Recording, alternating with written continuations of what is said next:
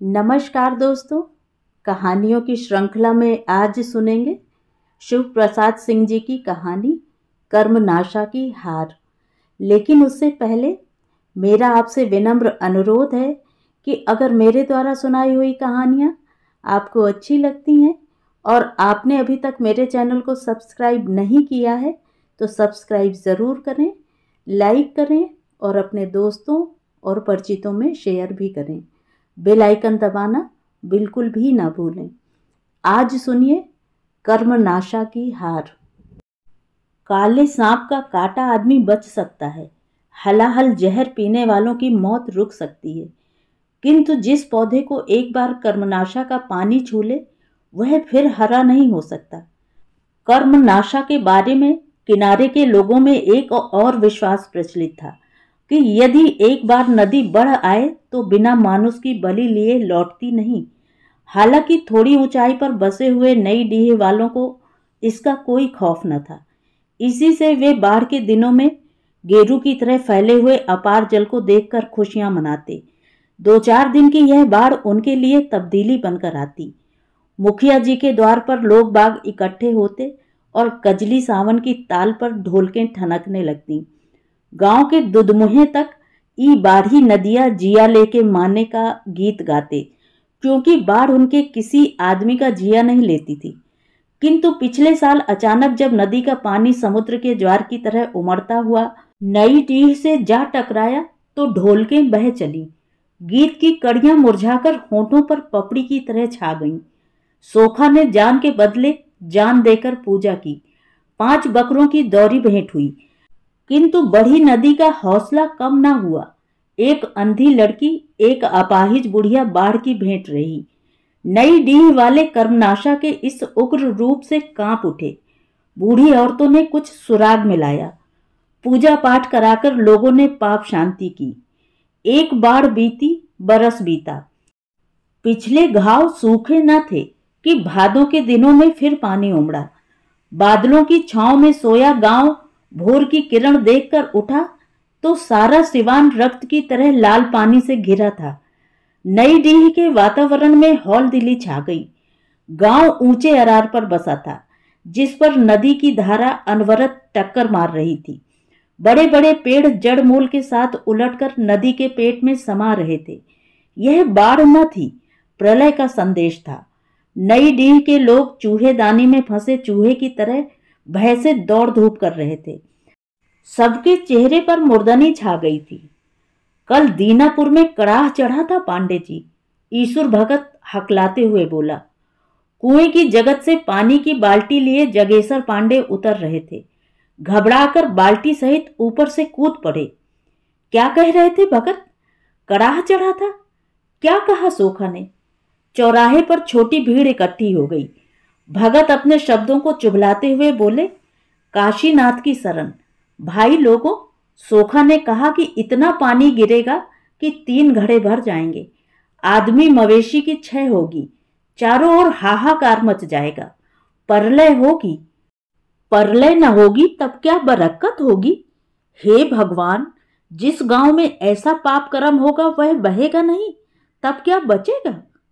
माथे के लुग्गे को ठीक करती हुई धनेसरा चाची बोली, मैं तो कहूं कि फुलमतिया ऐसी चुप काहे है? राम रे राम, कुतिया ने पाप किया, गांव के सिर बीता। उसकी माई कैसी सतवंती बनती थी, आग लाने गई तो घर में जाने नहीं दिया। मैं तो तभी छनगी कि हो न हो दाल में कुछ काला है। आग लगे ऐसी कोख में, 3 दिन की बिटिया और पेट में ऐसी घनघोर दाढ़ी। कुछ सांप भी कहोगी भौजी? बीच में जगेसर पांडे बोले। क्या हुआ आखिर? हुआ क्या? फुलमतिया राण मेमना लेके बैठी है। विधवा लड़की बेटा बियाकर सुहागिन बनी है। कब हुआ? सबकी आंखों में उत्सुकता के फफोले उभर आए। आगत भय से सबकी सांसें टंगी रह गईं। तभी मिर्चे की तरह तीखी आवाज में चाची बोली, कोई आज की बात है? 3 दिन से सौरी में बैठी है डाइन, पाप को छाती से चिपकाए है। यह भी न हुआ कि गर्दन मरोड़कर गढ़े गुच्ची में डाल दे। लोगों को प्रलय की सूचना देकर हवा में उड़ते हुए आंचल को बरजोरी से बस में करती चाची दूसरे चौराहे की ओर बढ़ चली। गांव का सारा आतंक, भय, पाप उनके पीछे कुत्ते की तरह दुम दबाए चले जा रहे थे। सबकी आंखों में नई डीह का भविष्य था। रक्त की तरह लाल पानी में चूहे की तरह ऊप चूप करते हुए लोग चिल्ला रहे थे। मौत का ऐसा भयंकर स्वप्न भी शायद ही किसी ने देखा था। भैरव पांडे बैसाखी के सहारे अपनी बकरी के दरवाजे में खड़े बाढ़ के पानी की ओर देख रहे थे। अपार जल में बहते हुए सांप बिच्छू चले आ रहे थे। मरे हुए जानवर की पीठ पर बैठा कौवा लहर के धक्के से बिछल जाता। भीगे चूहे पानी से बाहर निकलते तो चील झपट पड़ते। विचित्र दृश्य है। पांडे न जाने क्यों बुदबुदाए। फिर मिट्टी की बनी पुरानी बकरी की ओर देखा। पांडे के दादा देश देहात के नामी गिरामी पंडित थे। उनका ऐसा इकबाल था कि कोई किसी को कभी सताने की हिम्मत नहीं करता था। उनकी बनवाई है यह बकरी। भाग की लेख कौन टारे। 2 पुश्त के अंदर ही सभी कुछ खो गया। बंद मुट्ठी में जुगनू हाथ के बाहर निकल गया और किसी ने जाना भी नहीं। आज से 16 साल पहले माँ बाप एक नन्हा लड़का हाथ में सौंप कर चले गए।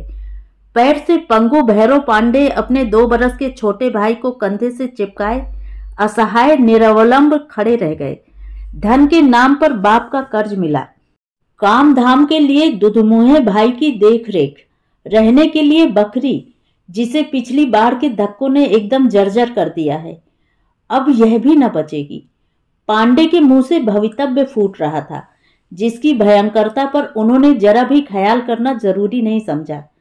दरारों से भरी दीवारें उनके खुरदुरे हाथों के स्पर्श से पिघल गईं। वर्षा का पानी पसीजकर हाथों में आंसू की तरह चिपक गया। सनसनाती हवा गांव के इस छोर से उस छोर तक चक्कर लगा रही थी। विधवा फुलमतिया को बेटा हुआ है, बेटा। कुतिया के पाप से गांव तबाह हो रहा है। राम राम, ऐसा पाप। भैरव पांडे के कानों में आवाज के स्पर्श से ही भयंकर पीड़ा पैदा हो गई। बैसाखी उनके शरीर के भार को संभाल न सकी और वे धम्म से चौखट पर बैठ गए। बाजू के धक्के से कोहनी छिल गई। चिनचिनाती कोहनी का दर्द उनके रोए रोए में बिंध रहा था और पांडे इस पीड़ा को होठों के बीच दबाने का प्रयत्न कर रहे थे। सब कुछ गया। वे बुदबुदाए। कर्मनाशा की बाढ़ उनकी इस जर्जर बकरी को हड़पने नहीं, उनके पितामह की उस अमूल्य प्रतिष्ठा को हड़पने आई है, जिसे अपनी इस विपन्न अवस्था में भी पांडे ने धरती पर नहीं रखा। दुलार से पली वह प्रतिष्ठा सदा उनके कंधे पर चढ़ी रही। मैं जानता था कि यह छोकरा इस खानदान का नाश करने आया है। पांडे की आंखों में उनके छोटे भाई की तस्वीर नाच उठी। 18 वर्ष का छरहरा पानीदार कुलदीप, जिसकी आंखों में भैरव को मां की छाया तैरती नजर आती। उसके काले काकुल को देखकर मुखिया जी कहते कि इस पर भैरव पांडे के दादा की लौछार पड़ी है। पांडे हो कर हंस पड़ते। जा रे कुलदीप, बरामदे में बैठकर पढ़। भैरव पांडे मन में बुदबुदाते, तेरी आंख में 100 कुंड बालू, हरामी कहीं का, लड़के पर नजर गड़ाता है। कुछ भी हुआ इसे तो भगवान कसम तेरा गला घोट दूंगा। बड़ा आया मुखिया जी। फिर जरा बढ़ के बोलते, क्या लौछार पड़ेगी मुखिया जी, दादा के पास तो 5 पछाही गायें थीं, एक से एक, 2 थन दूह लें तो 5 सेरी बाल्टी भर जाती थी। यहां तो इस लौंडे को दूध पचता ही नहीं। फिर साल 12 महीने हमेशा मिलता भी कहाँ है हम गरीबों को। अब वह पुराने जमाने की बात कहाँ रही पांडे जी, मुखिया कहता और अपने संकेतों से शब्दों में मिर्चों की तिताई भरकर चला जाता। काले काले काकुलों वाला नौजवान कुलदीप उसे फूटी आंखों नहीं सुहाता, किंतु भैरव पांडे के डर से वह कुछ कह न पाता। भैरव पांडे दिन भर बरामदे में बैठकर रुई से बिनौले निकालते, तूमते, सूत तैयार करते और अपनी तकली नचा नचाकर जनेऊ बनाते, जजमानी चलाते, पत्रा देख देते, सत्यनारायण की कथा बांच देते और इससे जो कुछ मिलता कुलदीप की पढ़ाई और उसके कपड़े लत्ते आदि में खर्च हो जाता। यह सब कुछ मर मर कर किया था इसी दिन को। पांडे की आंखों में प्यास छा गई। लड़के ने उन्हें किसी और का नहीं रखा। आज यहाँ आफत मची है, अपना पता नहीं कहाँ भागकर छिपा है। राम जाने कैसे हो। सूखी आंखों से 2 बूंदें गिर पड़ी। अपने से तो कौर भी नहीं उठा पाता था। भूखा बैठा होगा कहीं। बैठे मरे, हम क्या करें। पांडे ने बैसाखी उठाई, बगल की चारपाई तक गए और धम्म से बैठ गए। दोनों हाथों में मुंह छिपा लिया और चुपचाप लेटे रहे। पूर्वी आकाश का सूरज 2 लट्ठे ऊपर चढ़ाया था। काले काले बादलों की दौड़ धूप जारी थी। कभी कभी हल्की हवा के साथ बूंदें बिखर जाती। दूर किनारों पर बाढ़ के पानी की टकराहट हवा में गूंज उठती। भैरव पांडे उसी तरह चारपाई पर लेटे आंगन की ओर देख रहे थे। बीचों बीच आंगन के तुलसी चौरा था, जो बरसात के पानी से कटकर खुरदुरा हो गया था। पुराने पौधे के नीचे कई मासूम मरकती पत्तियों वाले छोटे छोटे पौधे लहराने लगे थे। वर्षा की बूंदें पुराने पौधे की सख्त पत्तियों पर टकराकर बिखर जाती। टूटी हुई बूंदों की फुहार धीरे से मासूम पौधों पर फिसल जाती। कितने आनंद मग्न थे वे मासूम पौधे। पांडे की आंखों के सामने कार्तिक की वह शाम भी नाच उठी। 2 बरस पहले की बात होगी। शाम के समय जब वे बरामदे में लेटे थे, फुलमती आई अपनी बाल्टी मांगने।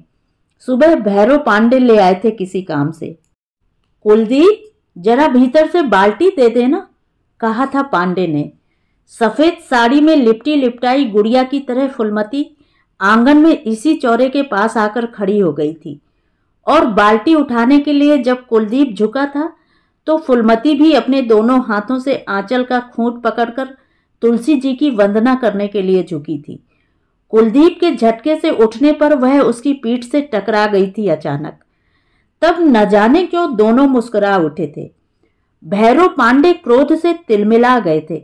वे गुस्से के मारे चारपाई से उठे तो देखा कि कुलदीप बाल्टी लिए खड़ा था और फुलमती तुलसी चौरे पर सिर रखकर प्रार्थना कर रही थी। न जाने क्यों पांडे की आंखें भर आईं।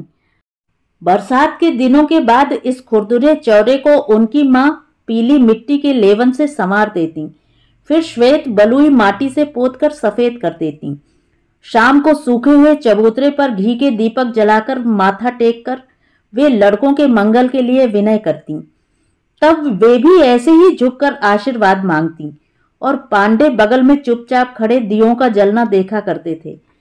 पांडे को सामने खड़ा देख कुलदीप हड़बड़ाया और फुलमती बाल्टी लेकर चुपचाप बाहर चली गई।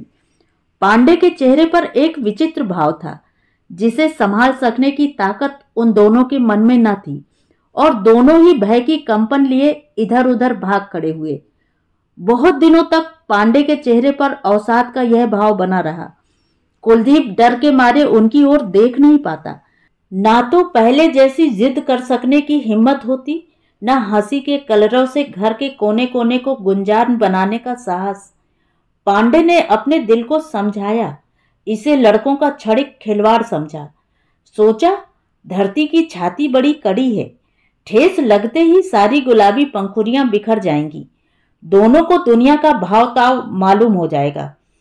पांडे के रुख से फुलमती भी सशंक हो गई थी। वह इधर कम आती।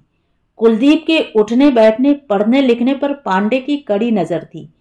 वह किताब खोलकर बैठता तो दिए की टेम में श्वेत वस्त्रों में लिपटी फुलमती खड़ी हो जाती। पुस्तक के पन्ने खुले रह जाते और वह एकटक दिए की लौ की ओर देखता रह जाता। पांडे को उसकी यह दशा देखकर बड़ा क्रोध आता, पर कुछ कहते नहीं। कुलदीप, एक बार टोक भी दिया था, क्या देखते रहते हो इस तरह, तबीयत तो ठीक है ना? जी, इतना ही कहा था कुलदीप ने और फिर पढ़ने लग गया था। दिए की टेम कुलदीप के चेहरे पर पड़ रही थी, जिसके पीछे घने अंधकार में लेटे पांडे क्रोध, मोह और न जाने कितने प्रकार के भावों के चक्कर में झूल रहे थे। उन्हें फुलमती पर बेहद गुस्सा आता। टीमल मल्लाह की यह विधवा लड़की मेरा घर चौपट करने पर क्यों लगी है? पता नहीं कहां से बह दहकर यहां आकर बस गए। कुलच्छनी अब क्या चाहती है? बाप मरा, पति मरा, अब न जाने क्या करेगी।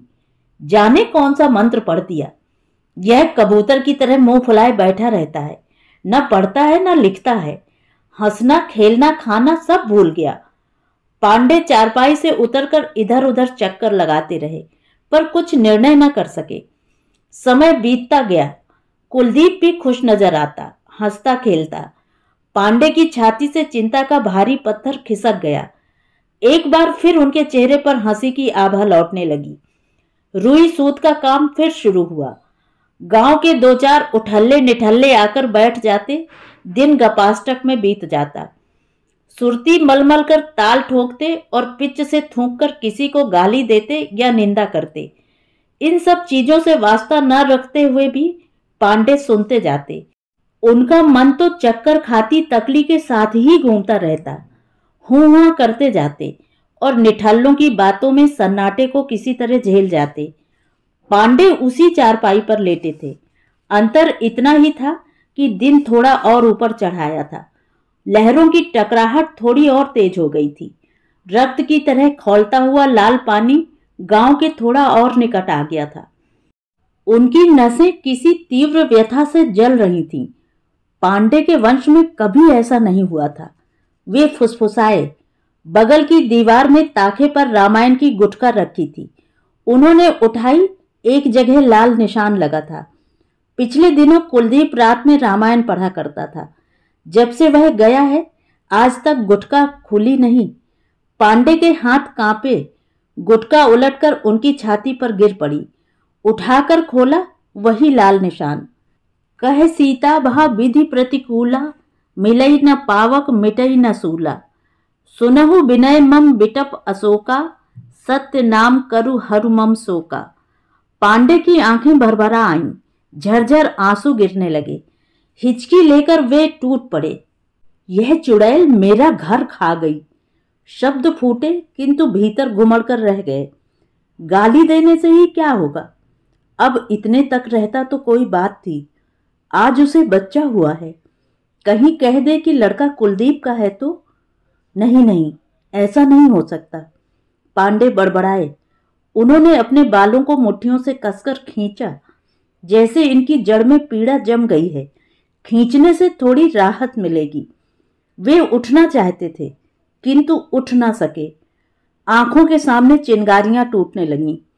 उन्हें आज मालूम हुआ कि वे इतने कमजोर हो गए हैं।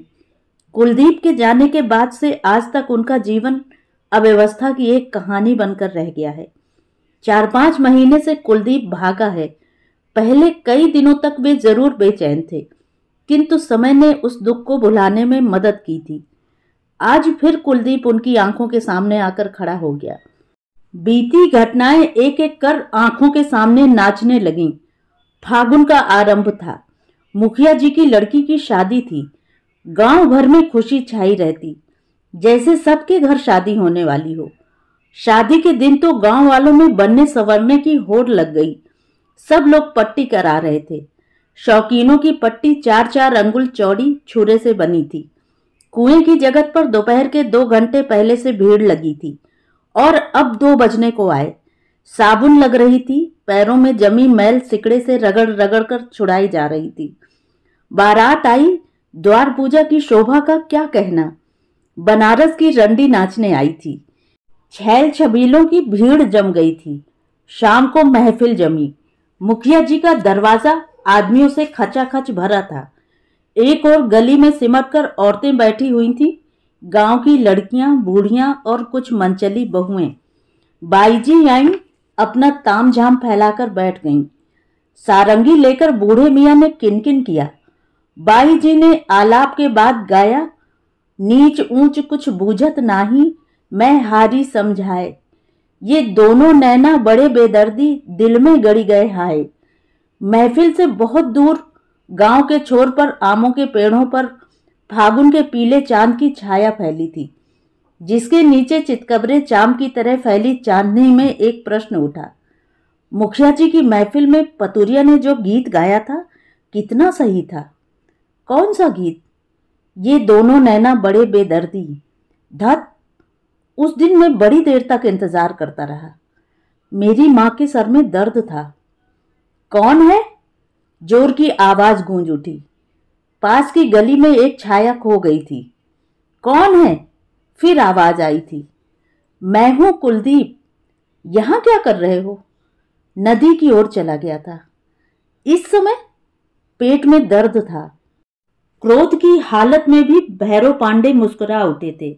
झूठे? पेट में दर्द था कि आंख में? कुलदीप का सिर लज्जा से झुक गया था।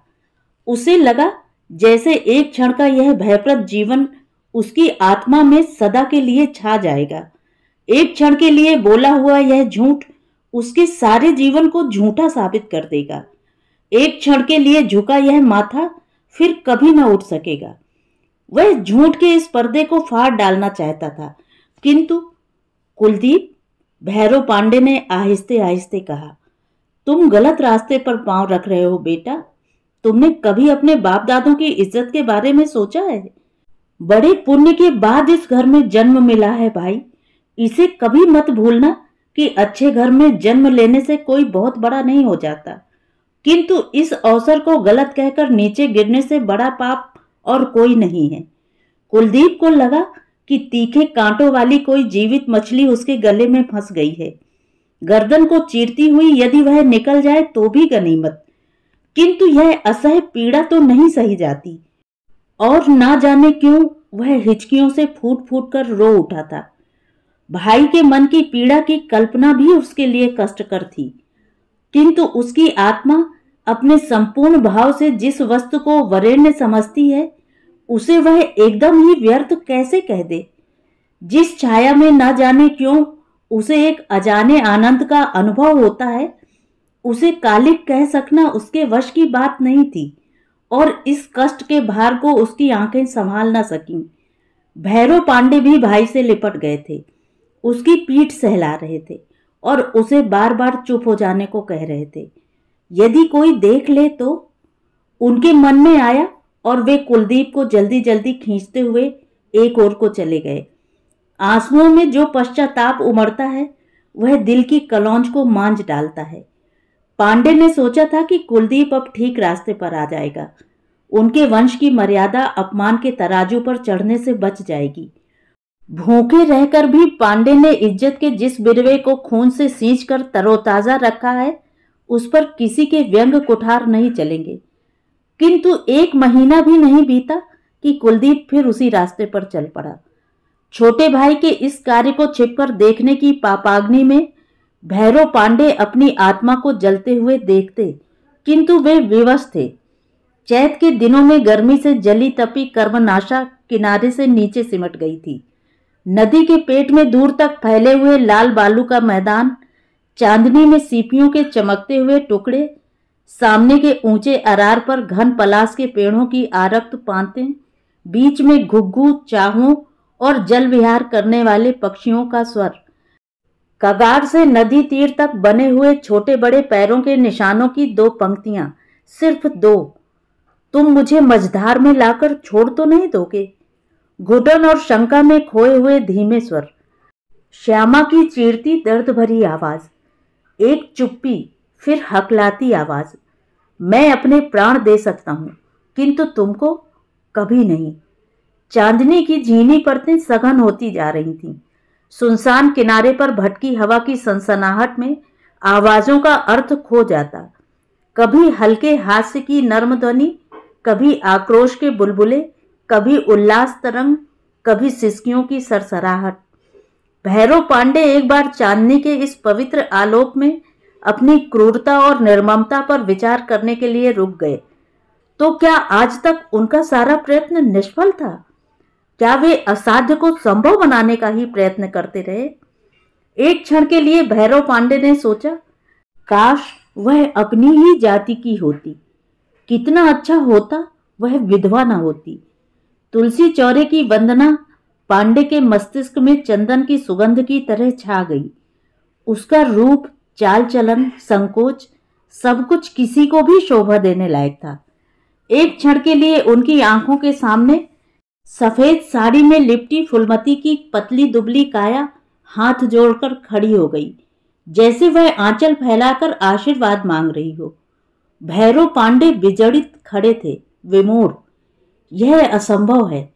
पांडे ने बैसाखी संभाली और नीचे की ओर लपके। कुलदीप!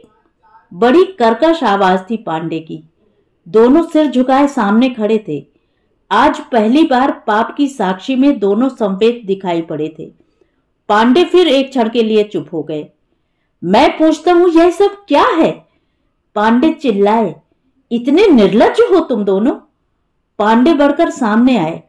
फुलमती की ओर मुंह फेर कर बोले, तू इसकी जिंदगी क्यों बिगाड़ना चाहती है?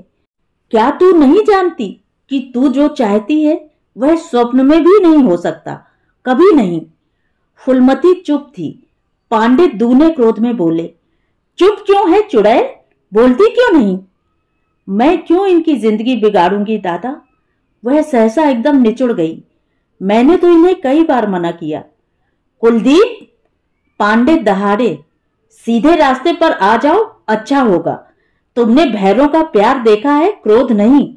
जिन हाथों से मैंने पाल पोस कर बड़ा किया है उसी से तुम्हारा गला घोटते मुझे देर न लगेगी। दादा! कुलदीप हकलाया। हम दोनों? पापी, नीच! भैरव पांडे के हाथ की पांचों अंगुलियां कुलदीप के चेहरे पर उभर आईं। मैं सोचता था तू ठीक हो जाएगा। पांडे क्रोध से कांप रहे थे। लेकिन नहीं, तू मेरी हत्या करने पर तुल ही गया है। वे फुलमती की ओर घूमकर चिल्लाए, क्या खड़ी है डायन? भाग, नहीं तो तेरा गला घोंटकर इसी पानी में फेंक दूंगा।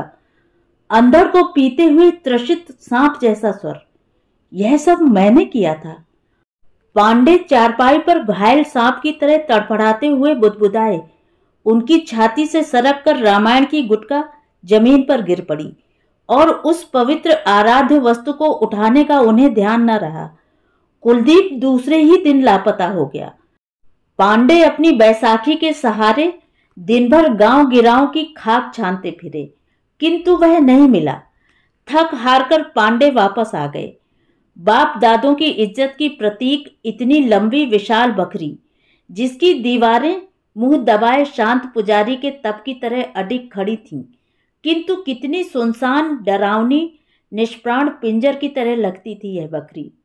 चौखट पर पैर रखते हुए पांडे की आत्मा कराह उठी। चला गया।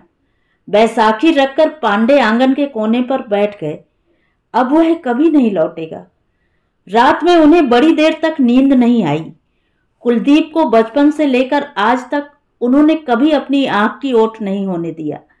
छुटपन से लेकर आज तक खिलाया पिलाया, पाला पोसा, और आज लड़का दगा देकर निकल गया। पांडे अधरों की मेड़ के पीछे बिथा के सैलाब को रोकने का असफल प्रयत्न करते रहे। भोर होने में देर थी। उनींदी आंखें करुआ रही थीं, किंतु मन की जलन के आगे उस दर्द का क्या मोल। पांडे उठकर टहलने लगे। सामने की बसवार के भीतर से पूर्वी क्षितिज पर ललछौहा उजास फूटने लगा था। गली के मोड़ के कच्चे मकान के भीतर से जांत की घर घर गूंज रही थी। एक घुमड़ता गरगराहट का स्वर, जिसके पीछे जांत वाली के कंठ की व्यथा की एक सुरीली तान टूट टूट कर कौंध उठती थी। मोहे जोगनी बना के कहाँ गईले रे जोगिया। पांडे एक क्षण आवाक होकर इस दर्दीले गीत को सुनते रहे। प्यासे भूले भटके थके हुए स्वर पांडे की आत्मा में जैसे समान वेदना को पहचान कर उतरते चले जा रहे हों।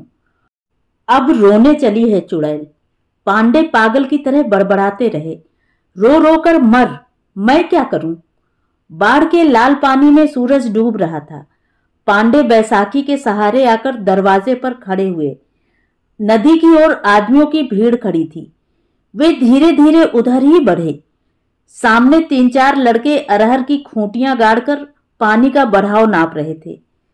क्या कर रहा है छबीला? पांडे बलात् चेहरे पर मुस्कुराहट का भाव लाकर बोले। देखता नहीं लंगड़े, बाढ़ रोक रहे हैं। पांडे मुस्कुराए। जैसा बाप वैसा बेटा। तेरा बाप भी खूंटियां गाड़कर कर्मनाशा की बाढ़ को रोकना चाहता है। वह भीड़ कैसी है रे छबीले? नहीं जानते? फुलमती को नदी में फेंक रहे हैं, उसके बच्चे को भी। उसने पाप किया है। छबीला फिर गंभीर खड़े पांडे से सटकर बोला, क्यों पांडे चाचा, जान लेकर बाढ़ उतर जाती है ना? हाँ हाँ, पांडे आगे बढ़ा। बोतल की टीप खुल गई थी। पांडे के मन में भयानक प्रेत खड़ा हो गया। चलो, न रहेगा बांस न बचेगी बांसुरी। चली थी पांडे के वंश में कालिक पोतने। अच्छा ही हुआ कि वह छोकरा भी आज नहीं है।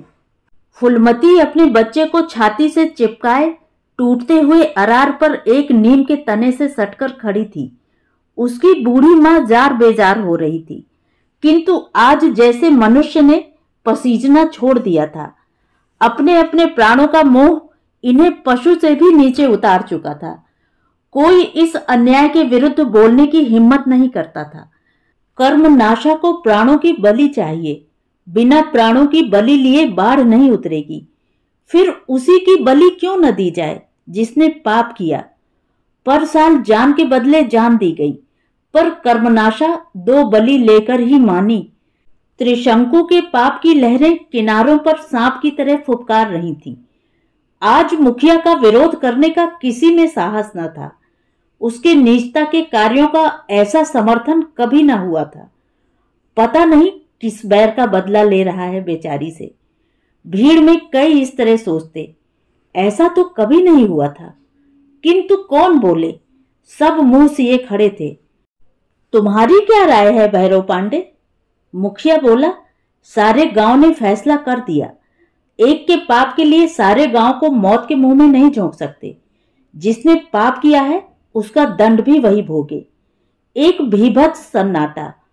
पांडे ने आकाश की ओर देखा। आगे बढ़े। फुलमती भय से चिल्ला उठी। पांडे ने बच्चे को उसकी गोद से छीन लिया। मेरी राय पूछते हो मुखिया जी?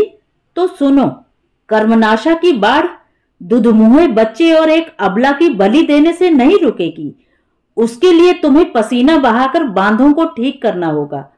कुलदीप कायर हो सकता है, वह अपने बहू बच्चे को छोड़कर भाग सकता है, किंतु मैं कायर नहीं हूं। मेरे जीते जी बच्चे और उसकी मां का कोई बाल भी बांका नहीं कर सकता, समझे? तो यह है बूढ़े पांडे जी की बहू। मुखिया व्यंग से बोला, पाप का फल तो भोगना ही होगा पांडे जी। समाज का दंड तो झेलना ही होगा। जरूर भोगना होगा मुखिया जी। मैं आपके समाज को कर्मनाशा से कम नहीं समझता, किंतु मैं एक एक के पाप गिनाने लगूं तो यहां खड़े सारे लोगों को परिवार समेत कर्मनाशा के पेट में जाना पड़ेगा। है कोई तैयार जाने को? लोग आवाक खड़े पांडे को देख रहे थे, जो अपने कंधे से छोटे बच्चे को चिपकाए अपनी बैसाखी के सहारे खड़े थे। पत्थर की विशाल मूर्ति की तरह उन्नत, प्रशस्त, अटल। कर्मनाशा के लाल पानी में सूरज डूब रहा था। जिन उद्धत लहरों की चपेट से बड़े बड़े विशाल पीपल के पेड़ धराशायी हो गए थे, वे एक टूटे नीम के पेड़ से टकरा रही थी। सूखी जड़ें जैसे सख्त चट्टान की तरह अडिग थीं। लहरें टूट टूट कर पछाड़ खाकर गिर रही थीं, शिथिल, थकी, पराजित। तो ये थी कहानी। कहानी आपको कैसी लगी? कमेंट करके जरूर बताएं।